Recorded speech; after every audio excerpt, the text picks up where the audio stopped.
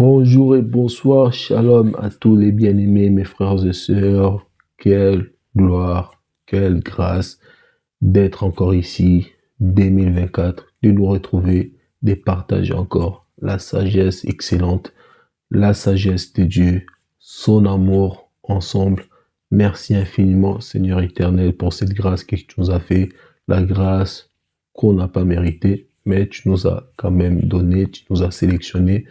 Merci infiniment, Seigneur Dieu Tout-Puissant, bien-aimé dans le Seigneur, faisons de bonnes actions, de bonnes actions, de bonnes œuvres au nom de Jésus-Christ. En tout cas, l'Éternel, gloire à son nom parce qu'il nous aime autant. Et le Seigneur veut que ses enfants commencent cette année avec une connaissance très riche, car il ne veut pas que ses enfants fassent les mêmes erreurs comme dans l'année précédente. Donc le Seigneur veut que tu commences cette année avec une connaissance très riche, afin que les loups, afin que les faux hommes de Dieu ne viennent pas t'héberner. Alors, voici les thèmes que nous avons aujourd'hui. Un peu de Moïse, un peu d'Élie, un peu de Jésus-Christ. Qu'est-ce que c'est ces thèmes? Qu'est-ce que cela veut dire? Nous allons en approfondir, mais avant, prions au nom de Jésus-Christ. Gloire à ton nom pour l'éternité. Merci infiniment, Seigneur Dieu Tout-Puissant, d'être toujours favorable à tes enfants. À chaque instant, grand seconde, tu nous es favorable. Nous prions à ton nom, Saint-Esprit de Dieu, que tu puisses donner les explications à ta parole. Par le nom de Jésus-Christ, car nous croyons à l'évangile de Christ ressuscité. Nous croyons aussi à tout ce que nous disons. Nous voyons cela s'accomplir par la foi et surtout uniquement par ta volonté. Merci infiniment, sois favorable à tes enfants. Au nom de Jésus-Christ, nous avons ainsi prié et nous disons Amen. Amen, bien-aimés dans le Seigneur, comme je l'ai annoncé, un peu de Moïse, un peu d'Élie et un peu de Jésus-Christ. Qu'est-ce que c'est ces mélanges? Figurez-vous, ces mélanges, vous les voyez déjà dans les églises aujourd'hui. D'ailleurs, c'est plus souvent dans les grandes églises que nous voyons ces mélanges. Alors, un peu de Moïse, cela veut tout simplement dire la loi. Un peu d'Élie, cela veut encore dire les prophètes. Et un peu de Jésus, par là, nous voyons la grâce et la vérité. Donc, il y a ces messages mélangés que les faux hommes de Dieu qui vivent que pour leurs intérêts, qui donnent aux enfants de Dieu, justement pour que les enfants de Dieu ressemblent à Osée 4 et 6, périssent par manque de connaissances. Mais le Seigneur ne veut pas que cela se reproduise. C'est pour cela que le Seigneur veut exposer sa connaissance. Le Seigneur ne cache plus rien, afin que toi, mon frère, afin que toi, ma sœur, tu me regardes, que tu puisses acquérir la connaissance pour mieux fonctionner, pour mieux marcher, pour mieux faire la volonté de ton Père qui est Dieu le Tout-Puissant. Alors, prenons un verset biblique bien aimé dans le Seigneur. Par la suite, nous allons développer. Alors, là, je suis dans Galates 1, verset 10. Galates 1, verset 10. Qu'est-ce que la Bible nous dit? J'ai lu au nom de Jésus-Christ. Et maintenant, est-ce que la faveur des hommes que je désire, ou celle de Dieu? Est-ce que je cherche à plaire aux hommes? Si je plaisais encore aux hommes, je ne serais pas serviteur de Christ. Gloire à Dieu, que l'Esprit Saint donne l'explication à sa parole. Bien-aimé dans le Seigneur, le frère Paul est très clair. Il dit bien, je ne cherche pas moi à plaire aux hommes, mais je cherche à plaire à Dieu. Ces versets bibliques, cela ne s'applique pas que aux 5 ministères.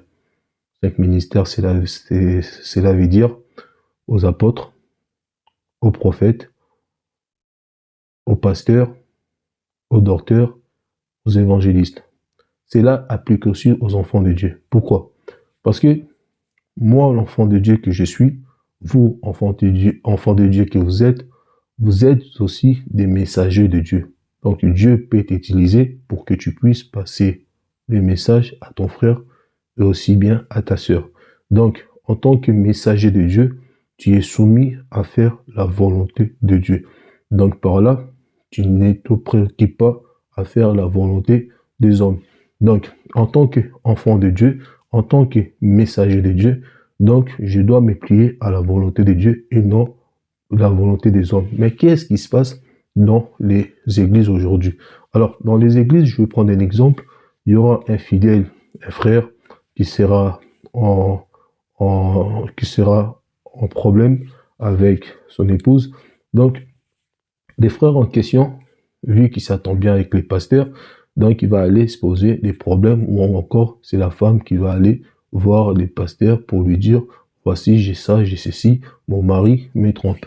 Alors les pasteurs, vu qu'il sait que les maris est redevable à ses besoins, donc les pasteurs, au lieu de ramener Jésus-Christ, donc la grâce et la vérité, les pasteurs va plutôt se convaincre de ramener Moïse.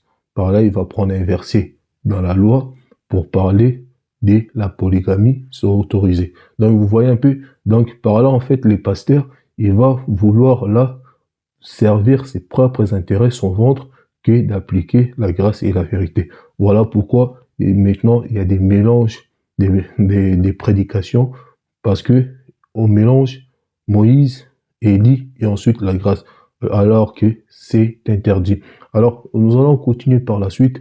Je vais prendre pas mal d'exemples pour que nous comprenions, parce que c'est assez vaste que ce que je suis en train de dire. Ça s'arrête pas là, mais c'est dans beaucoup de choses, même dans les prières, même dans les ordonnances, même dans les actions, même dans les pratiques. Donc, il y a aussi des pratiques où c'est des pratiques de la loi, mais aujourd'hui, dans les églises, ils vous font faire cela alors que le Seigneur Dieu Tout-Puissant l'a interdit. Alors, voilà, Paul, il dit bien que je dois faire la volonté de Dieu et non la volonté des hommes.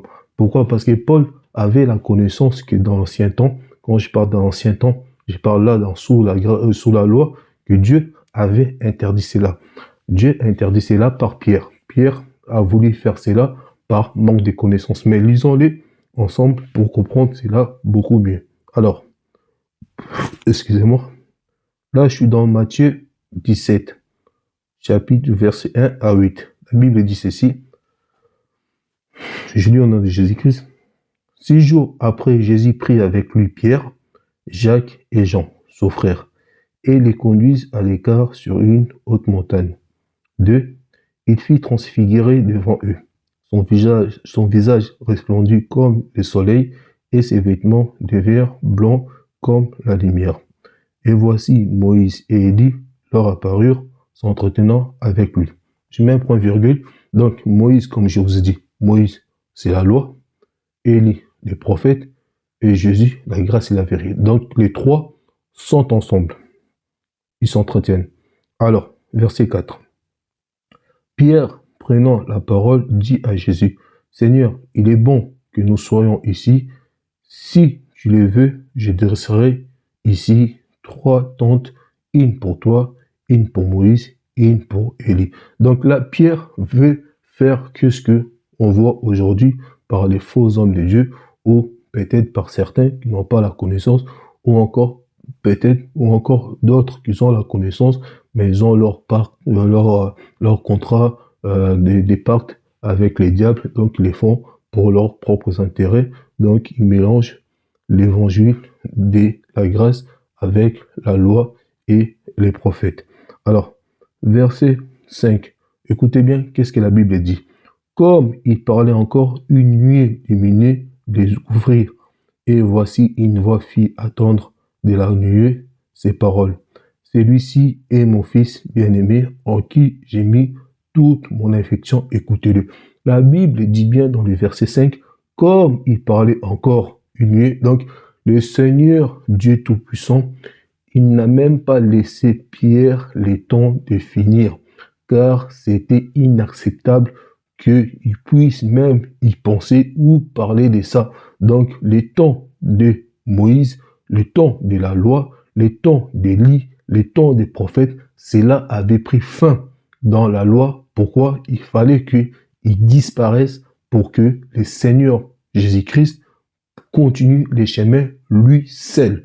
Alors, la Bible dit bien, comme il parlait encore, une nuée lumineuse découvrit, et voici une voix fit attendre de la nuée ces paroles. Celui-ci est mon fils bien-aimé, en qui j'ai mis toute mon affection. Écoutez-le. Donc, écoutez la grâce. Pratiquez la grâce. Ne pratiquez pas Moïse, ne pratiquez pas la loi, ne pratiquez pas les prophètes. Quand je parle des prophètes, je vois les psaumes, bien aimés dans le Seigneur. Aujourd'hui, les psaumes sont mis en avant, tels que les réseaux sociaux, YouTube, TikTok et les autres.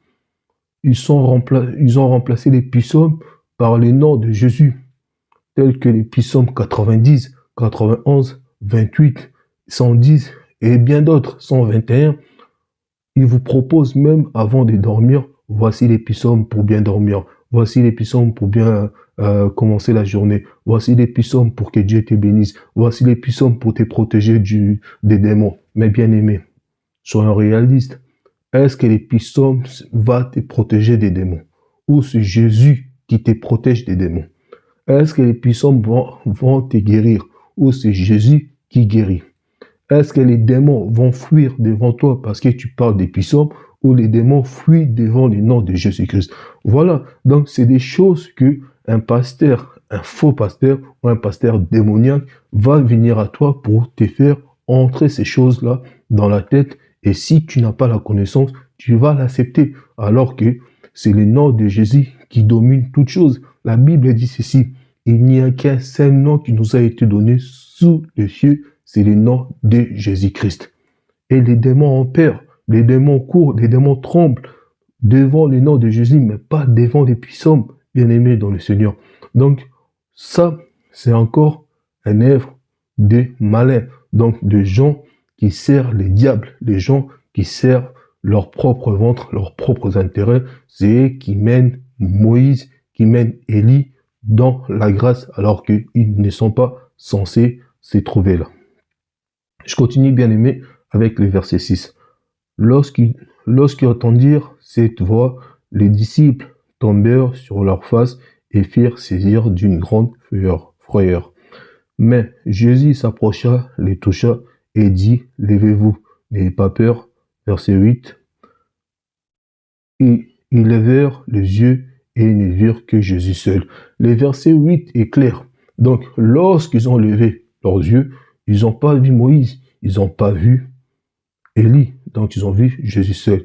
Toi aujourd'hui qui dormais, toi aujourd'hui qui n'avais pas la connaissance, toi aujourd'hui qui étais flou, tu avais les écailles sur tes yeux. Mais lorsque tu ouvres les yeux, lorsque tu as pris la connaissance, tu dois maintenant voir Jésus seul. Donc Jésus seul, cela représente juste la grâce.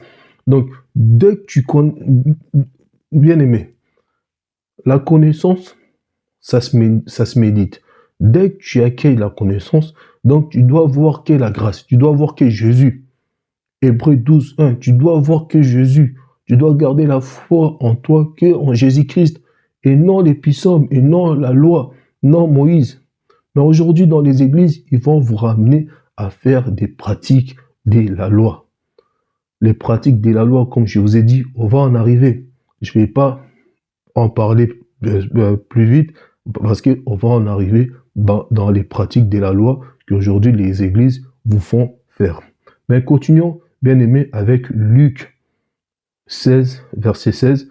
La Bible, qu'est-ce que la Bible nous dit dans Luc 16, verset 16?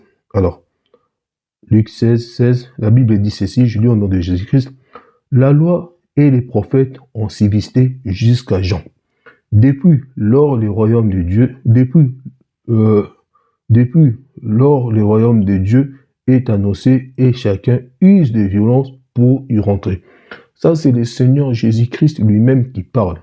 Le Seigneur Jésus-Christ, il dit bien, dit, la loi et les prophètes ont subsisté jusqu'à Jean. Depuis lors, le royaume de Dieu est annoncé à chacun use de violence pour y rentrer. Donc, le Seigneur, il dit quoi? Il dit, la loi, les psaumes ont eu leur importance, mais jusqu'à Jean.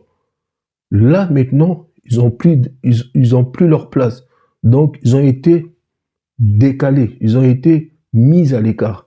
Donc, vous ne devez plus les pratiquer. C'est fini pour la loi. C'est fini pour Moïse. C'est fini pour Élie.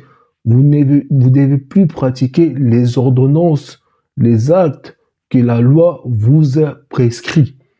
Tout ça, les jeûnes, prières, les dîmes, euh, les offrandes, les sacrifices, tout ça là, c'est fini. C'est fini, ça a pris fin. Le Seigneur est clair. Je relis Luc 16, verset 16. La loi et les prophètes ont subsisté jusqu'à Jean. Depuis lors, le royaume de Dieu est annoncé et chacun use de violence pour y rentrer. Mais aujourd'hui, nous ne forçons pas pour rentrer dans le royaume des cieux. Le royaume de Dieu, aujourd'hui, nous n'allons pas s'efforcer pour rentrer parce que nous avons eu ça par la grâce. Nous n'avons rien fait pour l'avoir. C'est Jésus qui nous l'a donné. Mais avant, les gens s'efforçaient pour plaire à Dieu. Mais nous, on n'a rien forcé. Dieu nous a choisis par son bon plaisir. C'est ça la grâce, bien-aimé dans le Seigneur. Quelle grâce? C'est ça la grâce. Gloire à Dieu. Alors, prenons, bien-aimé dans le Seigneur, Colossiens. Colossiens 2, verset 14. La Bible dit ceci. Il a effacé l'acte dont les ordonnances nous condamnaient et qui subsistait contre nous, et il l'a détruit en les clouant à la croix. Donc, la Bible est claire. Qu'est-ce que les pasteurs vont te demander comme pratique? L'huile d'onction, prends cette eau-là, bois cette eau, l'eau bénite, ceci, c'est là. Tout ça, le Seigneur, toutes ces choses-là, c'était des ordonnances. C'était les actes dont étaient écrits sous la loi que les gens devaient observer. Mais sur la croix, le Seigneur Jésus-Christ a fait quoi? Je relis. C'est pas moi qui l'ai dit, c'est la Bible qui dit. Il a effacé l'acte dont les ordonnances nous condamnaient. Donc, les gens étaient condamnés à faire ces pratiques. Lorsque tu faisais un truc qui n'était pas bien, qui demandait des pratiques liées à la chose dont tu as commis, donc tu étais obligé de les faire. Mais le Seigneur, il t'a affranchi. Le Seigneur, il t'a rendu libre de cela. Non seulement il l'a effacé, mais il les a détruits. Bien aimé, effacé et ensuite détruit. Il a fait ça une fois pour toutes. Pour qu'aujourd'hui tu sois libre des dîmes, pour qu'aujourd'hui tu sois libre des offrandes, aujourd'hui tu sois libre des pratiques, des jeûnes des prières, des veillées des prières, des retraites, pour qu'aujourd'hui tu sois libre. Le Seigneur, il a fait ça pour toi gratuitement. Nous allons continuer, bien aimé, avec Hébreux 10, versets 7 à 10. La Bible dit ceci, je lis au nom de Jésus-Christ. Alors, Hébreux 10, 7 à 10, verset 7. Alors, j'ai dit, voici, je viens dans le rouleau du livre. Il est question de moi pour faire, ô Dieu, ta volonté. Verset 8. Après avoir dit, d'abord tu n'as voulu et tu n'as agréé ni sacrifice, ni offrande, ni holocauste, ni sacrifice pour les péchés. Ce qu'on offrait selon la loi, bien aimé dans le Seigneur, c'est pas moi qui dis, c'est la Bible qui dit. On va relire ça au nom de Jésus-Christ pour que les enfants de Dieu comprennent très bien ces choses. Comme ça, il n'y aura pas de manque de connaissances et Osée 4 et 6 ne sera pas devant toi. Donc, sera dépassé pour toi. Tu auras la connaissance et les faux pasteurs ne pourront plus t'héberner. La Bible dit ceci. Hébreux 10, 7 à 10. La Bible dit ceci, je lis au nom de Jésus-Christ. Alors, j'ai dit, voici, je viens dans le rouleau du livre, il est question de moi, pour faire, ô Dieu, ta volonté. Après avoir dit d'abord, tu n'as voulu, et tu n'as agréé ni sacrifice, ni offrande, ni holocauste, ni sacrifice pour les péchés, ce qu'on offrait selon la loi. Donc, vous voyez, tout ça, c'était les ordonnances selon la loi. Mais Dieu n'a plus voulu de ça. Dieu a dit, je ne veux plus de ça. Mais la chose que Dieu ne veut plus, mais toi, tu le fais. Est-ce que tu es dans l'obéissance ou tu es dans la désobéissance? Après, tu te plains, que j'ai les démons, j'ai les maris des nuits, j'ai les femmes des nuits, j'ai ceci, j'ai ça, il y a ça qui marche pas. Parce que tu es hors la volonté de Dieu. Les choses que Dieu a détruites, parce que ces choses-là, c'était une punition. Ézéchiel 20, verset 25. Les choses que Dieu a détruites, parce que ces choses-là, Dieu a vu que ces choses-là n'étaient plus valables. Parce que ces choses-là, les péchés prenaient pouvoir, prenaient la force derrière ça. Mais Dieu l'a détruit pour qu'aujourd'hui tu sois libéré, ma sœur. Mais toi, tu vas redonner les pouvoirs au péché. Tu vas redonner les pouvoirs aux démons pour que les démons viennent encore dans ta maison, viennent encore te tourmenter, viennent encore dans tes finances, viennent encore dans ta vie familiale, viennent encore détruire. Pourquoi? Parce que tu refais des choses de la loi. Parce que tu te dis, les pasteurs, il a dit, je dois le faire. C'est parce que tu lis pas la Bible. C'est parce que tu préfères les miracles à la connaissance. Voilà pourquoi les démons sont encore là à te faire chier. Je continue, bien aimé dans le Seigneur. Verset 9. Il dit ensuite, voici, je viens pour faire ta volonté. Il a aboli ainsi la première chose pour établir la seconde. Donc, la première chose, c'était qu'est-ce que je vous dis? Moïse et Élie. Le Seigneur, il a aboli ça pour mettre la grâce. N'est-ce pas? Maintenant, tu dois suivre et observer et pratiquer rien que la grâce et non Moïse, non Élie. C'est un pédagogue, ma sœur, mon frère. Verset 10. C'est en vertu de cette volonté que nous sommes sanctifiés pour l'offrande du corps de Jésus-Christ, une fois pour toutes. Ah, bien aimé. Écoutez, verset 10. C'est en vertu de cette volonté que nous sommes sanctifiés par l'offrande du corps de Jésus-Christ une fois pour toutes. Le Seigneur l'a fait une fois pour toutes. Donc, il n'y a plus rien à faire. Quand on dit une fois pour toutes, il n'y a pas à revenir après. Quand on dit tout est accompli, il n'y a plus à remettre quelque chose après. Il n'y a plus, même un point, tu ne peux plus remettre parce que c'est accompli. Il n'y a plus rien à faire. Et pourquoi aujourd'hui tu vas faire des choses dont Dieu ne veut pas que tu fasses? Ma sœur, tu es libre. Tu es libre sous la grâce. Ne t'enferme pas avec Moïse et Élie. C'est un sacrilège. Tu rentres dans désobéissance avec Dieu.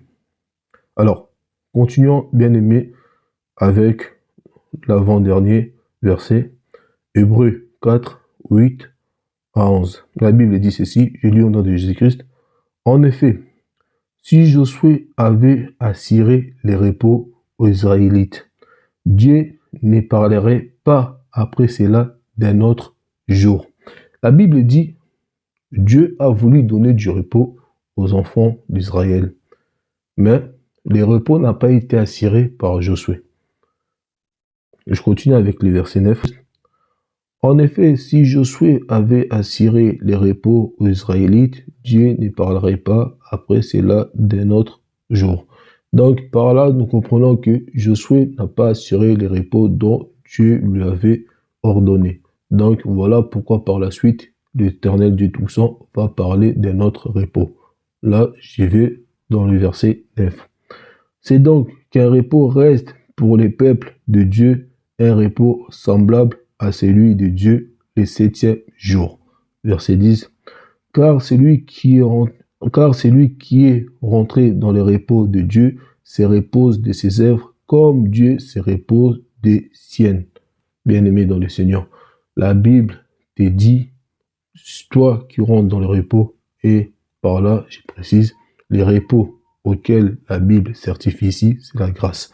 Donc toi qui rentres dans la grâce, tu dois te reposer.